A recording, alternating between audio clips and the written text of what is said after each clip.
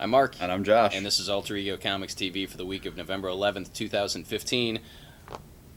A week of awesomeness. Armistice Day. Yes, happy Veterans Day. You'll see this after Veterans Day. We salute all of the veterans who serve and continue to serve.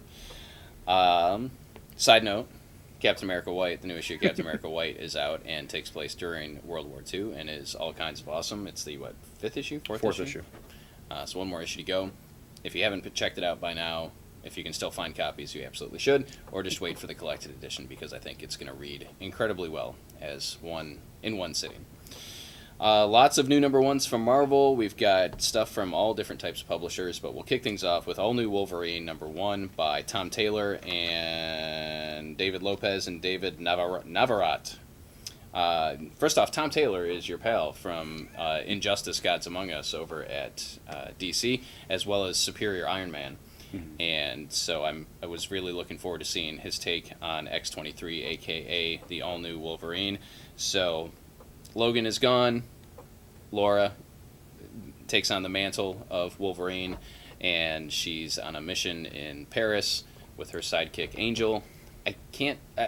I guess this is like teenage Angel. Yeah. But he's drawn he's much older. You didn't read the Black Vortex. He got empowered by cosmic stuff and got amped up, and that's why his wings are all glowy. Yeah, I wasn't sure. And he looks bulkier. Thank you for explaining that, because I'm sure some people will be left with questions like I was. Like, I don't understand why he has glowy wing thingies, and he looks a little bit older. But they are a couple. They're off fighting crime. There's a mystery to be solved, and it's... I don't want to reveal it, but the end of the book leaves you on a cliffhanger. The nice thing about this, though, is you do get some flashbacks with Laura and Logan, some nice conversations, and some very real moments, and I think that's where Tom Taylor shines in his writing. So there is absolutely no reason that you shouldn't pick this book up if you're a fan of Wolverine or X-23 or Angel or Tom Taylor. All of those apply, but it was excellent. I concur. Yeah, that flashback was it's good. Mm-hmm. I enjoyed it. Speaking of good, we've got my pick of the week is Justice League: The Darkseid War, Green Lantern number 1. Also number 0 is the end. It's a one shot. It's all the book. So if you've been reading Darkseid War, basically a good chunk of the Justice League were turned into gods at the end of the last issue or in the last couple issues, and one of them who was not is Green Lantern, and this issue is about that. He's essentially, when the Anti-Monitor dies, it brings this... No, I'm sorry. When Anti-Monitor kills Darkseid, it causes it causes the core of the mother boxes to go ape crap and search out something new to guide it. And the thing it picks is the main power battery at Oa. And that goes badly for the Green Lanterns, really, really badly. And so Hal has to come in as essentially the last Green Lantern again and try and fix the situation, which is what the overarching story is. But there's also flashbacks to Hal just after his dad died. He's not religious, but his dad was Catholic, and so he's going to burn a candle for his father. He doesn't even know what he's supposed to do. He's a little kid. His dad's dead, and he runs into someone in the church who kind of gives him advice and talks to him. And it's super awesome. It was great. Emotionally resonant. And if you like Hal Jordan, there's no reason not to read this issue. And I didn't read it. Somehow I overlooked it, and now I'm kicking myself because I picked it up. And it's written by Tom King, artwork by Evan Doc Shaner. And Shaner's work is it's Darwin Cookish. Mm-hmm. So if you like that, it's very, it feels a lot like New Frontier. So really good. Another new one from Marvel that may fly under your radar is Illuminati number 1, and one of the reasons I think that we were both looking forward to this is that it's written by Joshua Williamson, who writes Nailbiter and Birthright over at Image, artwork by Sean Crystal, and I was pleasantly surprised. Well, I shouldn't say pleasantly surprised. Williamson is a very capable and talented writer, and you can give him characters that no one cares about, and he can make you care about them, and that's what happens in this issue. So this is the Red Hood, who for some reason is still around. I think he's just called the Hood. Oh, he is the Hood, that's right. Red Hood is that other company. Yeah.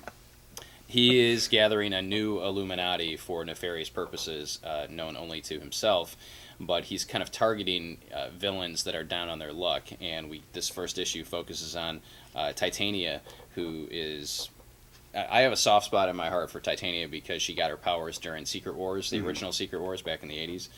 So she's married to the Absorbing Man, a.k.a. Crusher Creel. Creel's in prison doing time. Titania's out, and she's basically talking to him, and she runs into She-Hulk as well about the struggle of an ex-con trying to survive on the outside. So it's kind of Shawshank-ish in that respect. And she ends up taking the deal that the Hood offers, and who knows what's going to happen. But written really well. The artwork really surprised me because it's kind of cartoony. Almost like a Tim Sale or almost like a Disney short, in a bit. way. But it really works, I think, with the story. So if you're looking for something different, maybe a book that's focusing on reformed villains. Not Tim Sale, Bruce Timm. Sorry. Yes, Bruce Timm. Yeah, absolutely. It's got a Bruce Timm look to it. If you're looking for something about villains on the outside trying to do the right thing but put in uncomfortable positions, then Illuminati #1 is one you should check out. I like uncomfortable positions. Side note, Like the back of a Volkswagen. how does Titania get paroled? Like after a certain, because we've seen her be arrested and released several times, she's got to be past the 3 strikes thing. Like I don't understand how these supervillains are getting out. Just ignore that. The criminal justice system of Marvel is broken. It is, obviously. Next up for me this week, we've got Protectors of the Spider-Verse, Web Warriors #1, an oversized array of arachnid adventures. This is written by your friend and mine, Mike Costa, with art by another person, Baldion. Oh, sorry, there's a backup that had a different creative team. Sorry, David Baldion. And so if you enjoyed Spider-Verse, where a whole bunch of spiders teamed up from a bunch of different realities, or the secondary Spider-Verse series during Secret Wars, this is sort of a continuation of that. At the end of Spider-Verse, a lot of the different realities had lost their spider. The Moreland family had gone through and just killed a bunch of Spider-Men from different realities. So now we've got a team of spiders jumping from reality to reality to protect the ones that are underprotected because of lack of spiders. So you've got Arana, Spider-Girl. You've got May Parker, Spider-Girl, although it sounds like she's not going to stay on the team, and she's not on the cover, so she might not be a long-term member. But you've got Peter Porker, Spider-Ham, you've got Spider-Gwen, you've got 2099 Spider-Man, or Old Man Spider-Man, and as well as Captain Britain Spider-Man, and the Peter Pavlik, the Middle Eastern Spider-Man, Yes. I guess, Egyptian Spider-Man. Indian. Is India, isn't he? I don't know. They go back to his world, and it looks more Egyptian than He's wearing Indian. those funny booties. Yeah, I've always assumed it was Indian too. Yeah. So I don't know. But yes, Web Warriors is just fun. You get a bunch of different spider people showing up using spider powers. Yeah. If you like the previous, like anything, like what Josh said, if you want to read a team of spider people from different universes fighting bad guys, this is your book. Staying in the world of Spider-Man, we get Carnage #1, written by comic book legend Jerry Conway, a.k.a. the man who killed Gwen Stacy. Artwork by Mike Perkins. That's what I was going to say on his tombstone. Yes, Right? I killed Gwen Stacy. He killed Gwen Stacy. So I could care less about Carnage, honestly. I know you could too. But I still picked it up because I feel it's my job to read these things and let you know whether they're worth checking out. And this one absolutely is. I was very impressed by Conway's script in here. I haven't read anything. I know he just came off of a story on Spider-Man, the .1 issues that had the Black Cat, I think, and some other stuff. But this is if you're a Carnage fan, again, there is no reason not to pick this up. Basically, Cletus Cassidy is on the loose again, and he's being led into a trap by the FBI with an assist from Colonel John Jameson, also known as Man-Wolf, also known as son of J. Jonah Jameson, and Eddie Brock without a symbiote. So there's the promise of possibly Toxin bonding with Brock again. The last time we saw Eddie Brock, he was anti-Venom, and he was dying, and he was out to do good, and this is kind of like the old Eddie Brock. He's cocky, he's trying to get into the game to take on Carnage, and then there's also the I guess the main good guy character is the lone survivor of Carnage's first rampage. So if there's a lot to deal with in this issue. I don't know if this is a miniseries or an ongoing, but is listed as #1 on the cover, and Carnage is here. I have a feeling it's a miniseries, and you should totally check it out. over from our friends at Image, we've got The Goddamned Before the Flood. It's a family show. Issue 1. No, it's okay. It's just like Charlton Heston and Planet of the Apes. This is literally about people who were damned by God. So it's You're not right. profanity. So it's written by Jason Aaron with art by R.M. Guerra. And this is, the main character appears to be Cain, lost out in the wastelands after getting kicked out and being so that every man will raise his hand against him and he against every man, or whatever it is it says. And Cain of Cain and Abel fame. Yeah. Just so you know. No, Cain from the WWE, actually. Cain from Weapon X. Cain from Spider-Man, the clone. Cain from Kung Fu. You win. I can't beat Cain from Kung Fu. So this is for not everyone. It is super adult and bloody and gory and nudity and profanity. But if you want to see a sort of not hard. It was flaccid. It was flaccid. Everything's fine. No, if you want to see sort of a R-rated, gritty version of some of the stuff from the Bible, how it may have happened in the real world, that's what we get here. And I really enjoyed the way they set it up with other Bible characters with different interpretations. And yeah, this is Jason Aaron, so he's done Southern Bastards, and what was the other one that was... Scalped. This is, I think... No, the other one that was like a year ago, it was a mini-series. Bastard Man, Men of War, Violent Mother... Didn't we do Southern Bastards? There was another one that said Bastard? No, there was Southern Bastards, and then he has another series after Southern Bastards. Oh, yeah, the guy that's like a hitman. And, Yeah. I don't remember what so it's if you called. like those books, It this was is so the same good kind of we tone. don't remember what it was called. I don't remember the title. I remember the plot. But yeah, so if you like Jason Aaron's kind of edgier stuff, this is probably for you. If you liked Marvel's Weird World during Secret Wars, that's also Aaron writing kind of this style of stuff. Although clearly that was not as Not like hard. his Star Wars work. No, not a good follow-up to Star Wars. Yes. But yeah, if anything I've said sounds interesting, this is probably for you. If you follow Jason Aaron as a writer, you should check it out. Yeah. Or if you like the Bible. Or don't. Well, or if you don't it like might the work Bible. better if you Actually, if you don't don't like the Bible, it Yeah, might that's work probably better. All new Hawkeye #1, Volume 7. No, this is the last series. I think was All New Hawkeye. It was Same also, creative yeah. team: Jeff Lemire, Ramon Perez. Continuation of the previous Hawkeye series, but I do believe that you can jump into this as a new reader and still get the gist of it. They're dealing basically Clint and Kate, the Hawkeyes, are dealing with the fallout of the previous series of their mission. For Shield, that they ended up finding kind of the mutant alien inbred babies that had some powers, and Clint came down on one side, Kate came down on another side, so they're at odds. But they are still trying to work together, and it's really Clint trying to hold the team together.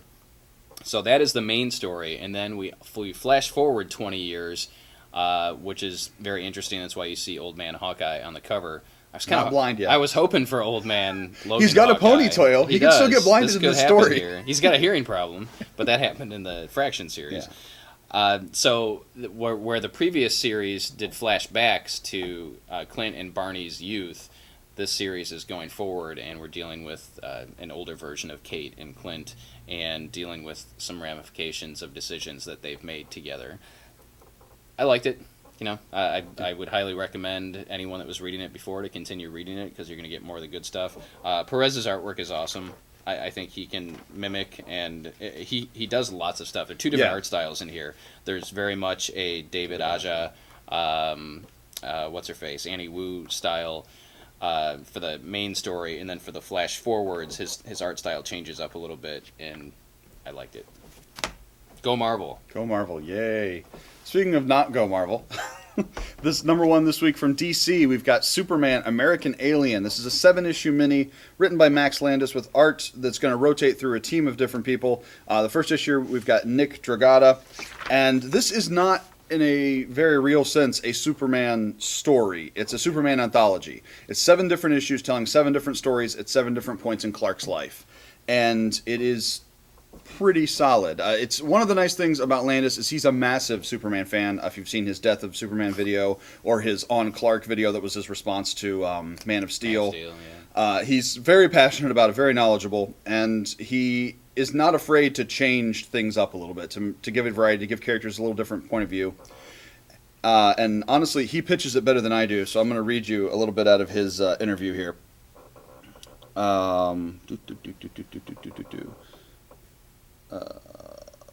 Sorry. So the different artists they're going to have are Jacques, Jay Lee, Tommy Lee Edwards, Nick Dragotta, Francis Manpool, Joel Jones, Jonathan Case, Ryan Sook. Pretty decent list of artists, all things considered. But each issue has a different tone to it. There's some stories are designed to be sweet, some are designed to be sexy, violent, brutal. One of them, he says, what does he say? Issue 7 has the most violent fight you've ever seen featuring Clark Kent. Issue 6 might make you cry. Issue 5's thrilling. 4 will make you think. So it's just sort of like a meditation on Superman by one of the biggest Superman fans. If you're a Superman fan, you should check it out. If you don't like Superman because he's always this big Boy Scout and he's not interesting, Landis might make him more interesting to you. And to me, this feels like Max Landis is the Kevin Smith. He's filling the Kevin Smith role that Smith did almost 20 years ago at Marvel and then over at DC. So you have a Hollywood guy coming in who loves comics and giving his spin on these characters. So worth checking out. Yeah. All new, all different Avengers #1 is Marvel's biggest book this week, arguably, written by Mark Waid, artwork by Andy Kubert, and the backup story written by Waid with artwork by Muhammad Asrar. Both stories are excellent. This is basically, there is no Avengers, there's no official Avengers team. Right. You've got the new Avengers, which is kind of, sort of, and there's a debate in here between Sam Wilson and Tony Stark about, we really don't have an Avengers team. But this introduces Miles Morales to the Avengers, as well as introducing Sam Alexander, a.k.a. Nova, and Kamala Khan, a.k.a. Ms. Marvel. And there's more to come. Lady Thor is on the cover, because I can't think of anything else to call her. It's just Thor, but, and Waid is just really, really good. If you haven't figured this out by now, Mark Waid is one of the biggest comic book fanboys in the world. And whenever he gets a chance to play in the Marvel or DC sandbox, it's going to be awesome. So definitely jump on board with this one. The backup story is Kamala Khan or Ms. Marvel and Nova meeting for the first time, and it's really good. I actually, that's my favorite part of the book, was their interactions. So looking forward to more of all new, all different Avengers. And I guess you want me to do this last one and then jump Doesn't matter. Just a quick note, Back to the Future #2 is out this week. This is a miniseries telling untold tales of the Back to the Future universe, written by Back to the Future scribe Bob Gale. And all I can say, there are 2 different stories in here. All I can say is by the time I got to the last page of this issue, I was grinning from ear to ear. So look for some Easter eggs for you fans of 80s pop culture on the last page. And last up this week, we've got the Darkseid War Shazam from the Justice League line. All the stuff I said before about Green Lantern, the setup is the same. So at the end of the previous issue of Justice League, Shazam was turned into the God of Gods. And in this issue, we find out how that worked out for him. Essentially, when the powers came into him, it messed with his connection to the wizard's gods. So his traditional, wisdom of Solomon, strength of Ares, speed of blah, blah, blah, blah, Hermes, is all that connection is disrupted, and this is about the wizard. The wizard is essentially gone to the burial place for gods, the place where gods go when they die or when they're disconnected from the world, and he's running around there trying to find new gods to help Shazam out. And then Billy, both Billy and as Shazam, has to kind of come to terms with this new power and also prove that he deserves it. And if you're a Shazam fan, it was really good. Written by Steve Orlando, art by Scott Collins. At least in my opinion, the least annoying Scott Collins art in some time. I actually didn't even notice it was Collins until Mark pointed it out. Yeah, which is a compliment. I didn't oddly. read it because I had a ton of other books to read. But flipping through it now, the artwork looks pretty incredible for Scott. Nothing against you, Scott Collins. It's just your artwork doesn't work for me. You have your own style. This looks really That's good. okay. Tons of stuff out this week. Make sure you visit your local comic shop to pick up all of the goodies. Come see us. What else do we have to say?